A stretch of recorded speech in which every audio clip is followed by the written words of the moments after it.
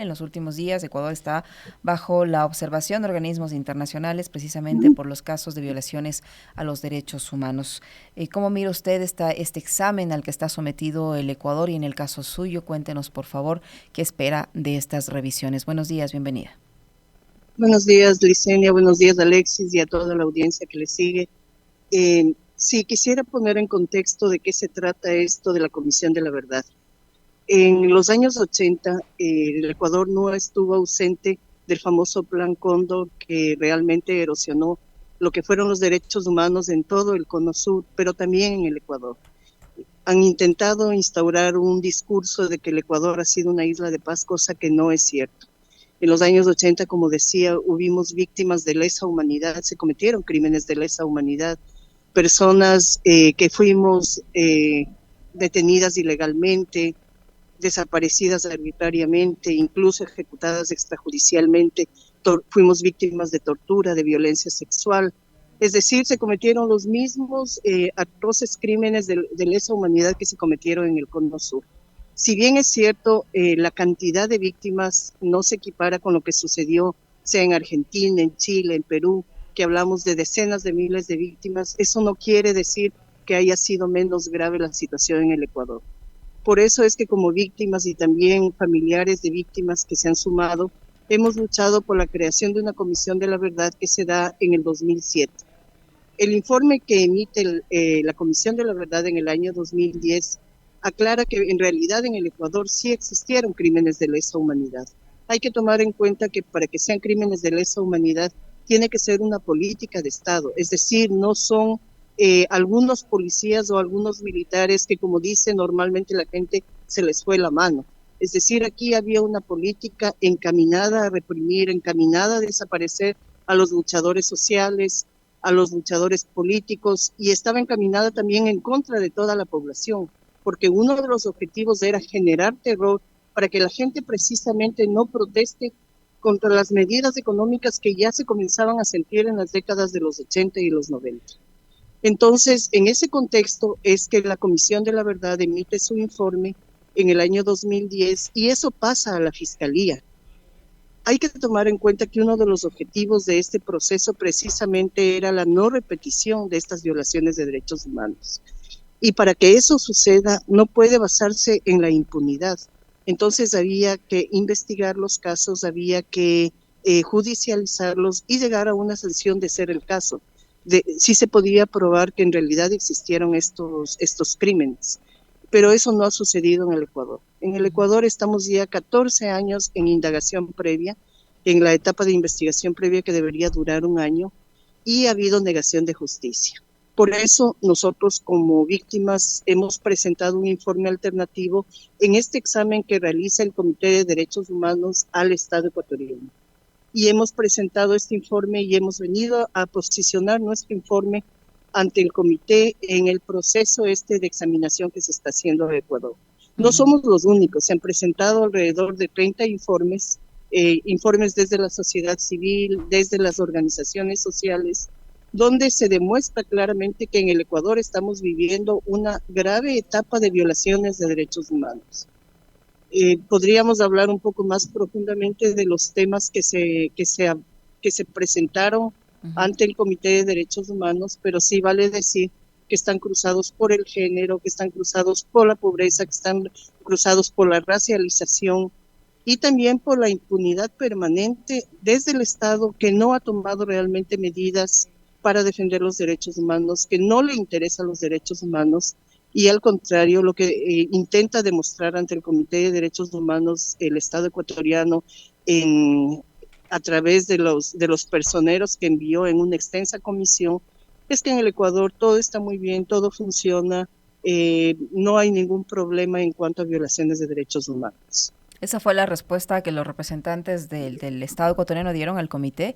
¿Qué dijeron frente a todos estos 30 casos que usted menciona que se han expuesto en instancias internacionales sobre derechos humanos? ¿Cuál fue la respuesta de las autoridades ecuatorianas frente a estos casos? Bueno, hay que aclarar primero que estamos no ante la CIDH, que es la Comisión Interamericana de Derechos Humanos, sino estamos ante el Comité de Derechos Humanos de Naciones Unidas, que es el sistema universal. Eso por un lado. Lo otro es que no se presentaron 30 casos, se presentaron creo que más de 30 informes que mencionan diferentes situaciones. Por ejemplo, se habla de las personas privadas de la libertad, se habla de temas como del femicidio y la poca o ninguna injerencia que ha tenido el Estado en buscar soluciones, la no reparación, por ejemplo, a los huérfanos víctimas de femicidio, diferentes, por ejemplo, la persecución a los y las periodistas, sobre todo que sabemos perfectamente que son aquellas personas que han demostrado no estar de acuerdo con el gobierno, que simplemente están en la otra orilla política.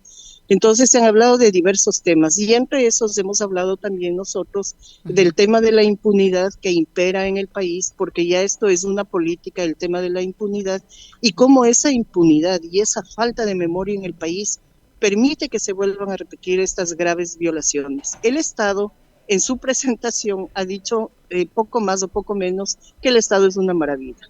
Si bien es cierto, los comisionados han reconocido que en el país existe la normativa necesaria, las leyes y reglamentos necesarios para enfocar de otra manera el tema de los derechos humanos, también reconocen que no hay una institucionalidad que permita realmente que esas normas y esas leyes se conviertan en práctica cotidiana.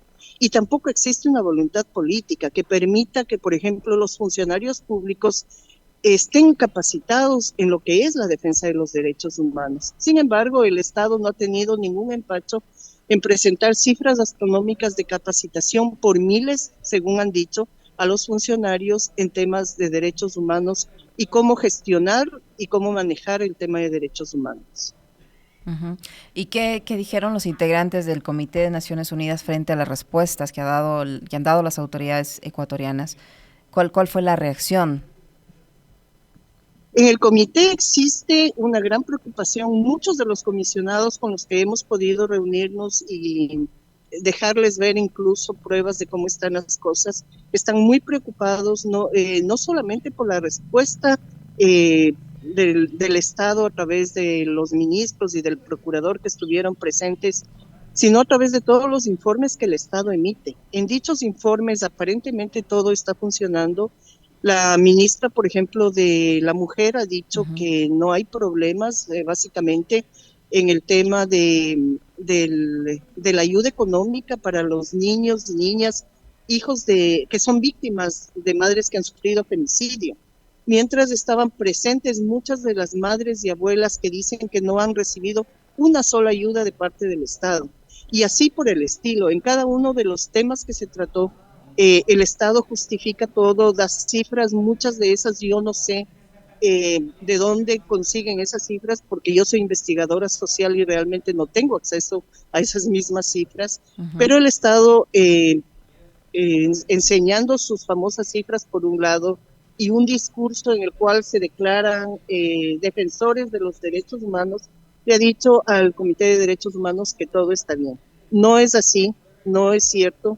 Las familias que han estado aquí presentes, las víctimas que han estado aquí presentes, han dejado conocer lo que está sucediendo, por ejemplo, con las personas privadas de la libertad, que yo sé que se ha manejado también en muchos medios de comunicación un discurso de que no importa porque son los desechables, las personas privadas de la libertad son los nadies, los desechables, los que no importa que se exterminen entre ellos, pero no es así, porque los derechos humanos es para todos y algún momento nos puede tocar a cualquiera de nosotros o a cualquiera de nuestros familiares. Entonces, sí deberíamos entender como ciudadanía que los derechos humanos es algo que nos compete a todos y que todos deberíamos empoderarnos de esa lucha. Como digo, el Estado, a mí personalmente me parece que ha falseado cifras, pero en los comisionados hay una molestia, digamos, en algunos y un claro rechazo porque entienden lo que está pasando en el país. O sea, no en vano es un país de los más violentos por el momento, sí, y vemos que desde las autoridades gubernamentales no existe ningún plan que realmente busque combatir esa violencia, tomando en cuenta también que desde el Estado no hay ninguna política pública que en este momento ayude a solventar la situación de extrema pobreza, y obviamente en situación de extrema pobreza se empobrecen las relaciones, se empobrece también las alternativas que tiene la gente, es decir, los niños, niñas, adolescentes y jóvenes no tienen ya alternativas, y es obvio que puedan terminar siendo parte de pandillas o parte de bandas si es que son captados con recursos económicos. Entonces, todas esas cosas lo conocen los comisionados, se han dado cuenta de cuál es la situación real del país, pero obviamente estamos esperando al informe que se emitirá, me parece que es este 10 de noviembre, Ujú. sí, y a ver qué recomendaciones y qué llamados de atención hace el comité al Estado como tal. Usted mencionó, Elizabeth, que hubo molestia en algunos delegados del Comité de Derechos Humanos de las Naciones Unidas frente a las respuestas que le han dado las autoridades de Ecuador. Esa molestia fue expuesta, hubo un llamado de atención, hubo alguna petición especial sobre las respuestas que dieron las autoridades ecuatorianas por parte de los delegados del Comité de Naciones Unidas. Fue muy evidente en algunos temas frente a la respuesta del Estado o a la no respuesta, porque el Estado, hay que decirlo también, prefirió no tocar algunos temas, ni siquiera hizo mención, aunque habían sido consultados, habían sido cuestionados por los comisionados, Ujú. como por ejemplo en el caso del secuestro de Jorge Glass desde la Embajada de México, a pesar de tener un estatus de asilado. Uno de los comisionados mencionó, ¿y qué pasa con esto? ¿Y por qué el Estado no ha dado respuesta? Y realmente en algunos otros cuestionamientos y preguntas se sintió la molestia de algunos de los comisionados. Ujú. Entonces, y además, claro, obviamente en reuniones que hemos tenido posteriores a estas jornadas, se siente realmente la molestia de los comisionados, pues lo que se percibe es que el Estado piensa que con su discurso ellos pueden no solamente convencer, sino encubrir lo que realmente está pasando en el país, que es lo que hacen al interno con nosotros, la población, ¿no? Intentan Ujú. posicionar discursos que nos dicen que las cosas no son como las estamos viviendo, y obviamente ellos piensan que eso resulta con todo el mundo. Es decir, una actitud, permítanme que lo diga, pero para mí es del niño heredero que realmente se sale con la suya frente a quien sea. Entonces, a mí me parece que esa actitud no cuaja con, y no tiene por qué ser aceptada por las personas que sienten que están insultando su inteligencia cuando les presentan cifras tan disparatadas como las que han presentado. ¿Qué esperan ustedes como víctimas, Elizabeth, de este informe previsto para el 10 de noviembre, de acuerdo a lo que usted señala? ¿Qué esperan de ese informe? ¿Cómo debería salir ese informe? ¿Y cuál sería la repercusión que eso tenga para Ecuador? Nosotros esperamos que se recojan las recomendaciones de los diferentes informes que han sido presentados, no solamente los nuestros, obviamente. Nosotros tenemos interés en que se recoja, por ejemplo, las recomendaciones que hemos hecho de que conste en el informe temas sobre memoria, sobre la creación del Museo de la Memoria, pero también sobre la judicialización de los casos, porque como yo decía hace un momento, la impunidad no permite que superemos esta etapa y que ya no se repitan las violaciones de derechos humanos. Ujú. Entonces, y así con cada una de las organizaciones que han presentado sus pedidos para que consten como recomendaciones en este informe, y que el Estado se vea obligado a realmente a cumplir con lo que ha ofrecido o a cumplir con lo que debe, ya que el Estado es signatario de todos los acuerdos y pactos que se han firmado a nivel mundial. El Estado ecuatoriano es signatario, por lo tanto debería ser cumplidor de toda la normativa y de todos los acuerdos que se alcancen. Para finalizar, Elizabeth, en el caso suyo, ¿por qué está 14 años en indagación previa? ¿Qué explicación dieron ahí las autoridades frente al caso suyo en particular? A ver, no han dado explicación.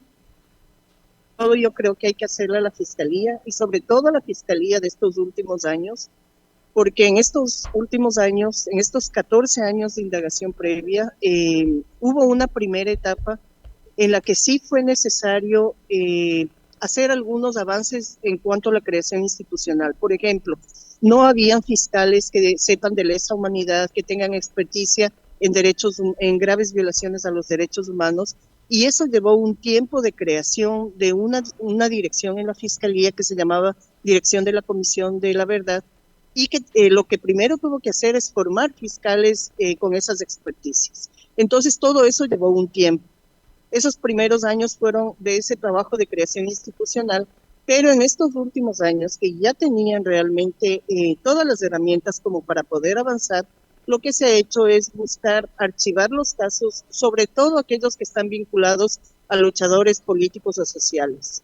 Y lo que ha hecho la Fiscalía sí es realmente intentar que las víctimas mismo por sí mismas dejen este proceso, es decir, nos han puesto, por ejemplo, en un proceso de peritajes que no es más que una serie de acciones revictimizantes que no llevan a ningún lado, que no conducen para nada la investigación hacia adelante y que lo que hacen es realmente desmotivar a las personas.